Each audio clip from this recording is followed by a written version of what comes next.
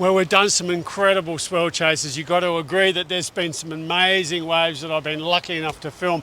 But this story takes it all back to a couple of young ladies, really gutsy, lots of courage. 3 young ladies trying to surf and paddle and tow into the world's biggest waves.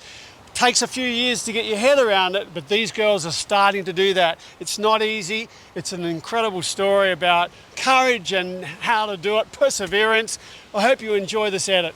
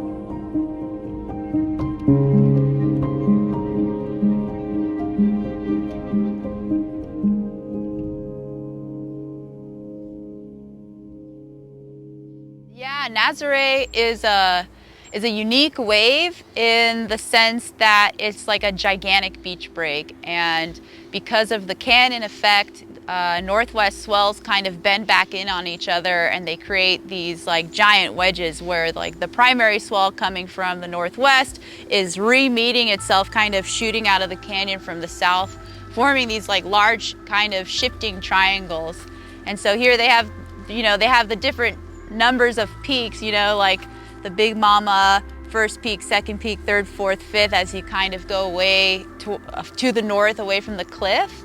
But still, it can be a bit of a cat and mouse type feeling because there's no channel for the most part. Like sometimes you can zigzag in between waves and navigate, But if you get caught inside, you're caught inside, and if you take a wave and you're caught inside, you're caught inside. So often, at least for me, paddling, and even if you have like dedicated jet ski support, it's such a challenge for any driver to go into the inside and pick somebody up. So you still have to train and almost surf as if you don't have a jet ski.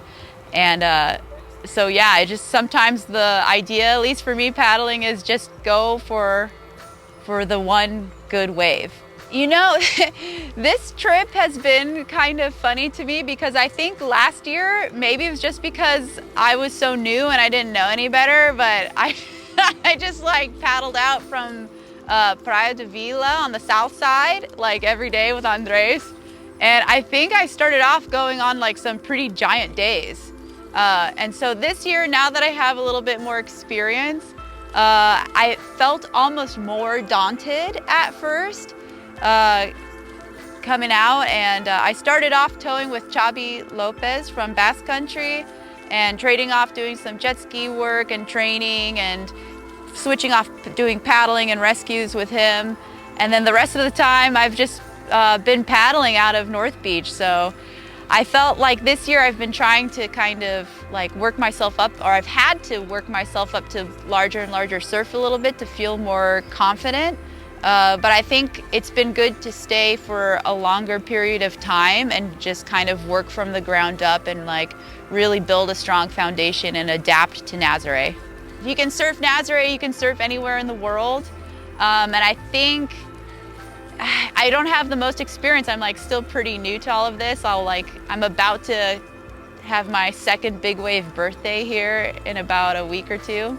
I would like to think and hope that I can transfer my experience here and kind of that mind melding shift in perspective of like sizes of waves and the confidence I get in like bigger and like consistently bigger surf, and making these drops and like building my fitness level of paddling and getting out through the beach break and taking the long walk in the deep sand and everything, like to other places like Jaws, and to Mavericks, Chile, and other places in the world. Sometimes when I see like the black lines on the horizon, I'll just kind of like move out just to make sure. I mean, it's weird because out here I feel like sometimes you'll see them and then they kind of disappear. And sometimes they just appear out of nowhere and it's already too late. So when that happens, I kind of feel like the quicker I can just accept my fate, then I'm gonna just take a big like A-frame on the head, the easier it becomes, because you just have to you just focus on like getting through that moment. But yeah, actually just the other day it was pretty funny. Michaela Fregonese and I were gonna split the peak on this one.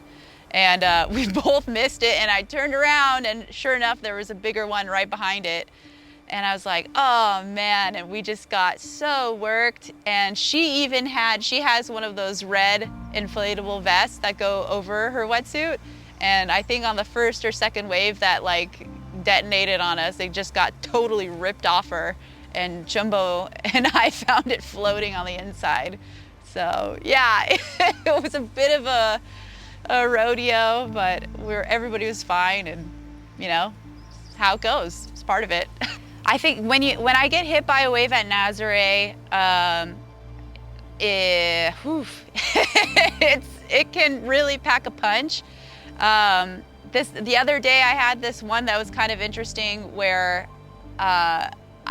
it was the second wave that hit me, and it was like this kind of more inside foamy sandy one, and it landed like right on top of me. And at the time I was already inflated, and I tried to like dive down, but I felt it just go like boom, and then I just felt nothing, like I was weightless.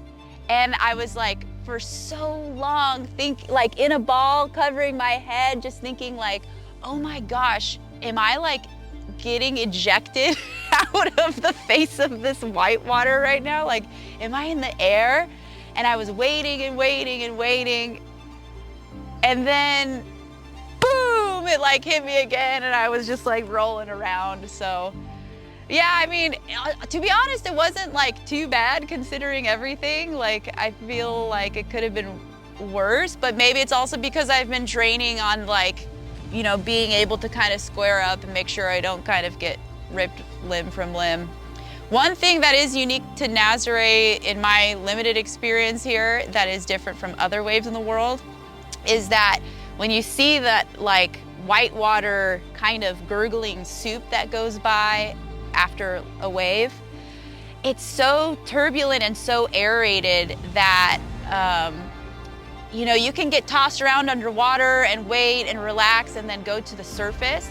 And I feel like sometimes I'll be on the surface of the water, but still underneath that layer of foam. And it's so thick here and still so turbulent that sometimes you just can't quite like poke through it. And so that's where I feel like here, especially the inflatable vests are really helpful because it helps kind of really poke through that extra layer. I love towing, it's really fun. I actually had the opportunity to tow out here a little bit, which was epic. It's cool, especially here, it's such, I feel like there's such a push for more maneuvers, and there's a lot of transferability between snowboarding and towing giant moving mountains of water in Nazare. And so it was awesome. I mean, it's so fun to tow. I always jump at any chance I have to go towing. And now, especially since I know how to drive a bit better, I can punch through waves.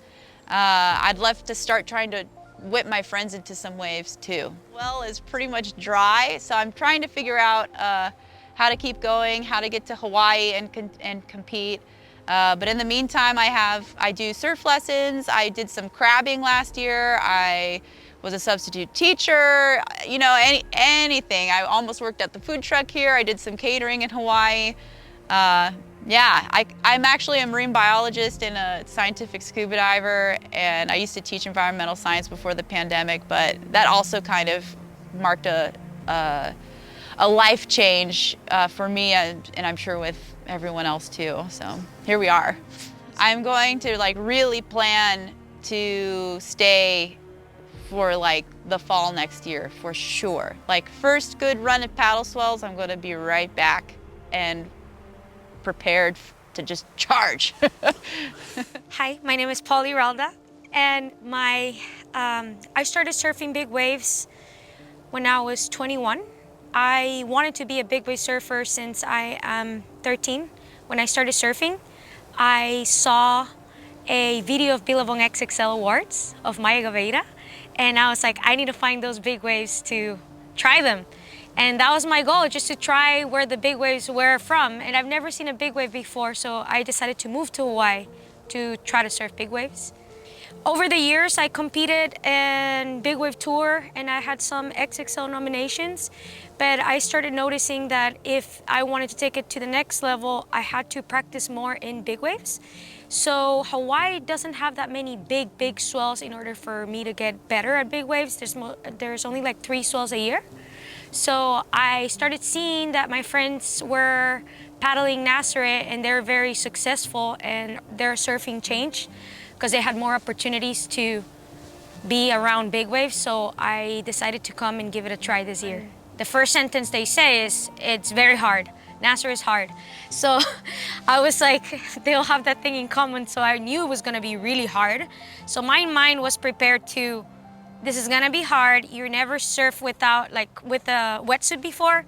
So this is gonna be triple hard for you because I'm not used to cold water. And there's no channel. Like in Hawaii, we have channels for every big wave spot.